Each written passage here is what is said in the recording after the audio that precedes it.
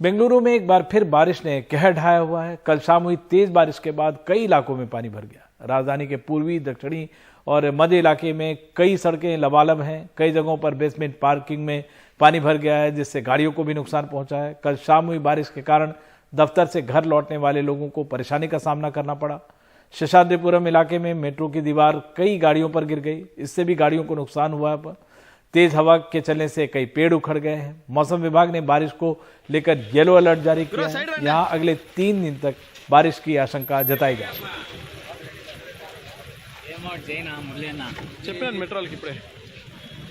Metro कड़पे कामगारी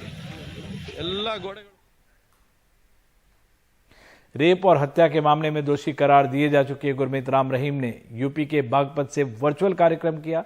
इस कार्यक्रम में हरियाणा के करनाल शहर के डिप्टी मेयर और बीजेपी के कई नेता भी शामिल हुए। हरियाणा पंचायत चुनाव के कई उम्मीदवार भी इस कार्यक्रम में शामिल हुए। पिछले हफ्ते ही उसे 40 दिन की पैरोल दी गई थी। हरियाणा में आदमपुर सीट का चुनाव होना है, इसके साथ ही पंचायत चुनाव भी होने हैं। चुनाव के समय राम रहीम को पैरोल दिए जाने पर सवाल उठ रहे हैं।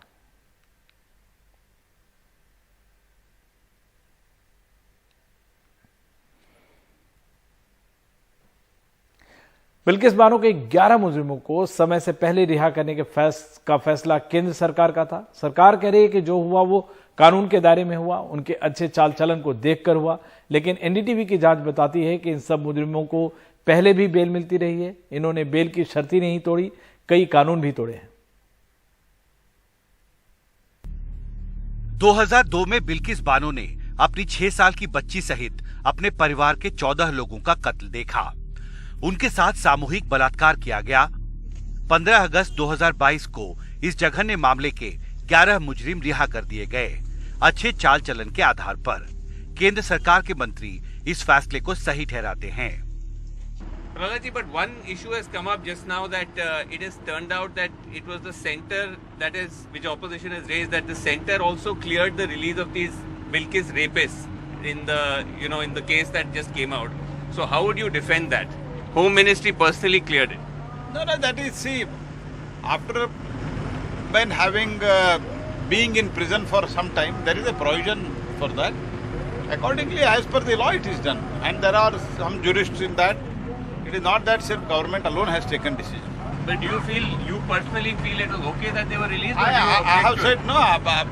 When the government and the concerned people have taken decision, I don't want to make any comment on that. And I don't find anything wrong in that because it is done as per the process of the law. मगर NDTV को मिले दस्तावेज बताते हैं कि इन 11 लोगों को लगातार पैरोल और बेल के जरिए बाहर आने का मौका मिलता रहा और इस दौरान इनमें से कई लोगों ने कानून तोड़े। 2017 से 2021 के बीच कम से कम 4 गवाहों ने 4 मुजरिमों के खिलाफ शिकायत दर्ज कराई कि वे धमकी दे रहे हैं। एनडीटीवी के पास 1 एफआईआर और 2 पुलिस शिकायतें हैं। 6 जुलाई 2020 को राधेश्याम शाह और मितेश भाई भट्ट के खिलाफ 1 एफआईआर दर्ज कराई गई। दाहोद के राधिकापुर पुलिस स्टेशन में दर्ज इस एफआईआर के मुताबिक इन दोनों ने और इनके एक भाई ने गवाहों को डराया धमकाया। 1 जनवरी 2021 को एक अन्य गवाह मंसूरी अब्दुल रज्जाक माजिद ने दाहोद में शैलेश चिमनलाल भट्ट के खिलाफ शिकायत दर्ज कराई कि उन्होंने पैरोल पर रहते हुए उन्हें धमकी दी है। शिकायत में यह भी बताया गया है कि लोकसभा सांसद और मंत्री रहे जसवंत सिंह भभोर ने एक आरोपी शैलेश चिमनलाल भट्ट को मंच पर बुलाकर अच्छे कामों के लिए प्रोत्साहित किया। 28 जुलाई 2017 को 2 अन्य गवाहों ने मुजरिम गोविंद नाइक के खिलाफ शिकायत दर्ज कराई। कहा कि उन पर समझौता करने का दबाव डाला जा रहा है, वरना उन्हें जिंदा नहीं छोड़ा जाएगा। यही नहीं, पैरोल पर रहते हुए मितेश चमनलाल भट्ट पर यौन हमले का भी आरोप लग चुका है। इन तथ्यों को लेकर विपक्ष लगातार सवाल खड़े कर रहा है। टीएमसी सांसद महुआ मोइत्रा ने ट्वीट कर इसकी खबर ली। आप सांसद संजय सिंह ने कहा, बीजेपी ऐसे लोगों को बचाया करती है। ये सर्वविदित सत्य है कि जो बलात्कारी हैं उनको बचाने का काम भारतीय जनता पार्टी करती है। अलग अलग राज्यों में इसके आपको साक्ष्य मिल जाएंगे। दूसरी बात यह है कि बिल्किस बानो का मामला माननीय सर्वोच्च न्यायालय में है और वहां से उम्मीद है कि उनको न्याय मिलेगा, क्योंकि सारे तथ्य सर्वोच्च न्यायालय के सामने आ रहे हैं। ये बात भी सामने आ रही है कि इन 11 मुजरिमों की रिहाई में केंद्र सरकार की अहम भूमिका रही। राज्य सरकार की ओर से राय मांगने के 15 दिन के भीतर इन्हें रिहा कर दिया गया। अब इस सवाल पर बीजेपी और केंद्र सरकार घिर सकती है कि आखिर ये कैसा अच्छा चाल चलन था और किस बात की जल्दी थी कि केंद्र सरकार ने बेहद जघन्य अपराध के इन दोषियों को छोड़ने की सिफारिश की। बिल्किस बानो का मामला इंसाफ की एक बड़ी कसौटी है। इसमें जरा भी ढिलाई या गलत बयानी पूरे इंसाफ को कटघरे में खड़ा कर देती है। अब जो नए तथ्य सामने आ रहे हैं उसके बाद देखना बेहद महत्वपूर्ण होगा कि बिल्किस बानो मामले में आगे क्या होता है। दिल्ली से आजम सिद्दीकी के साथ हिमांशु शेखर, एनडीटीवी इंडिया।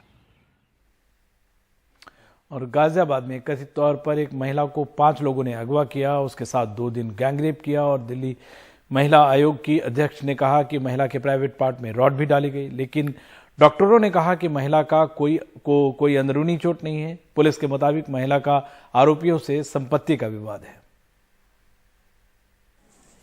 दिल्ली के जीटीबी अस्पताल में भर्ती 38 साल की महिला के साथ गाजियाबाद में कथित तौर पर गैंगरेप हुआ।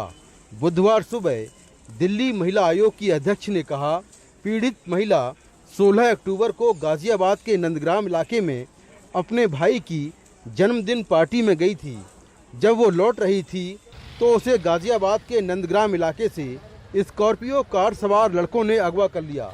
स्कॉर्पियो गाड़ी में 4 लोग आए और लड़की को जबरदस्ती उठा के ले गए। वो उसको एक अनजान जगह पे लेके गए जहाँ पे एक और आदमी मौजूद था और 5 ने मिलकर 2 दिन तक लगातार उसके साथ गैंगरेप किया। लड़की की हालत बहुत खराब थी, लड़की को बहुत टॉर्चर करा गया और यहाँ तक कि उसके प्राइवेट पार्ट्स में गुप्त अंगों में रॉड तक घुसा दी गई।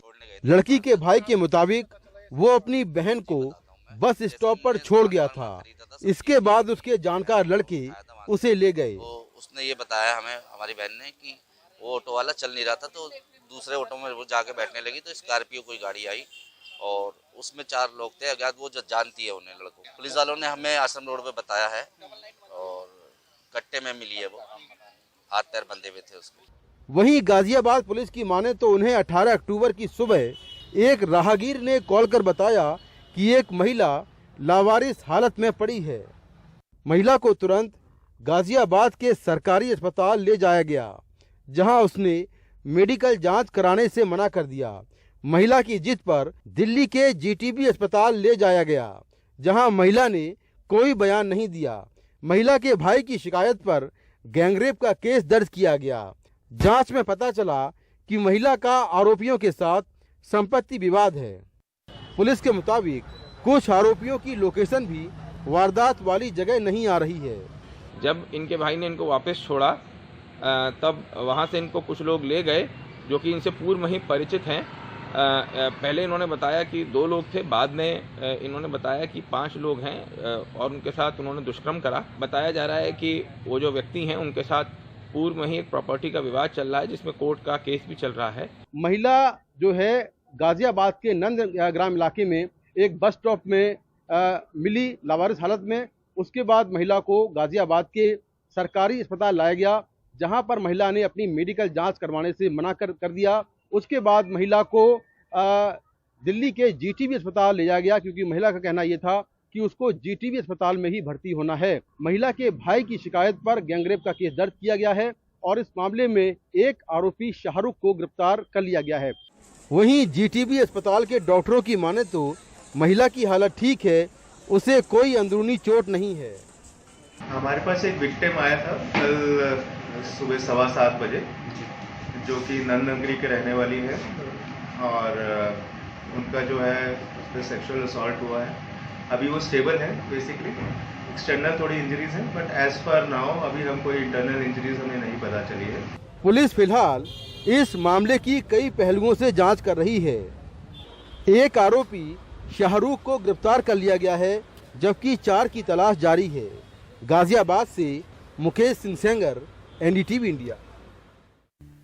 मध्य प्रदेश के सिंगरौली जिले में एक पिता को नवजात शिशु को बाइक की डिक्की में बिठाकर कलेक्टर कार्यालय में लाना पड़ा, लेकिन जिंदा नहीं मुर्दा। स्वास्थ्य सेवाओं की ये बदनुमा तस्वीर उस राज्य से है जो हिंदी में चिकित्सा शिक्षा के पाठ्यक्रम को लेकर इन दिनों काफी चर्चा में है। दिनेश भारती बीजपुर के हैं जो उत्तर प्रदेश के सोनभद्र में आता है। पत्नी गर्भवती थी। सिंगरौली के अस्पताल पत्नी को डिलीवरी के लिए लाए थे। सरकारी अस्पताल ने निजी अस्पताल भेज दिया। वहां अल्ट्रासाउंड में पता लगा कि बच्चे की गर्भ में मौत हो गई है। फिर वहां से सरकारी अस्पताल भेजा गया। वहां शव वाहन मांगा, नहीं मिला तो बच्चे के शव को बाइक की डिक्की में लेकर कलेक्टर कार्यालय शिकायत करने पहुंचे। डॉक्टर को दिखाए तो सरिता मैडम देखी तो उनका जो आदमी है वो बोला कि ठीक है आप पैसा जमा कर दीजिए। हम बोले कितना? बोल रहे कि 5,000। हम बोले कि कहाँ का? बोल रहे कि नहीं पैसा लगता है। हम बोले कि 3,000 हमारे पास लीजिए। तो बोल रहा है कि नहीं 3,000 नहीं, पूरा पैसा 5,000 चाहिए। तो हम गए फिर 5,000 की व्यवस्था किए तो 5,000 की व्यवस्था लिया के दिए। तो शाम को आए भी नहीं। दूसरे डॉक्टर लोग जो है कि बच्चा पैदा की तो बाद में पता चला कि बच्चा एक्सपायर है। अभी बच्चा कहाँ है? बच्चा मेरे पास है, डिग्गी में लिया, गाड़ी के डिग्गी में। क्यों वहाँ से कोई एम्बुलेंस वगैरह कोई सुविधा नहीं दिया गया बच्चे को ले आने के? कोई ऐसा कोई व्यवस्था नहीं मिला। कलेक्टर नए हैं लेकिन जवाब वही पुराना, जांच के बाद कार्रवाई करेंगे। अभी हम जो हमारे SDM हैं उनको भेजेंगे और उसमें क्या वस्तुस्थिति है उसकी जांच कराएंगे। जांच कराने के उपरांत अगर इसमें लापरवाही पाई जाती है तो उसमें आगे उसमें कार्रवाई करेंगे। खैर, सिंगरौली सहित ये मध्य प्रदेश में स्वास्थ्य सेवाओं का शव है। लगातार स्वास्थ्य सेवाओं की मौत हो रही है। शव कभी कंधे पर, कभी ठेले में तो कभी खाट पर जा रहा है। तस्वीरें लगातार आ रही हैं।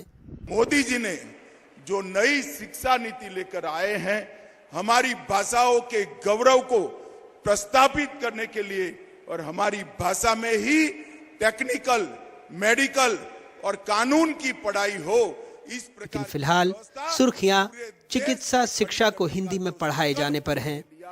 आप सोच रहे होंगे हिंदी और शव वाहन की क्या तुलना। एक पिता जब अपने नवजात बच्चे का शव ढोता है तो दुनिया की हर भाषा में उसका एक ही मतलब होता है, बेइंतहा दर्द। सवाल प्राथमिकता का है। अगर करोड़ों का खर्च कर सिर्फ इस बात का आयोजन किया जा सकता है कि चिकित्सा शिक्षा में हिंदी में पढ़ाई कैसे हो, तो फिर हर जिला अस्पताल में कम से कम एक शव वाहन तो खरीदा ही जा सकता है। ज़रा सोचिएगा। सिंगरौली से अपने सहयोगी देवेंद्र पांडे और भोपाल से कैमरा पर्सन रिजवान खान के साथ अनुराग द्वारी, NDTV इंडिया।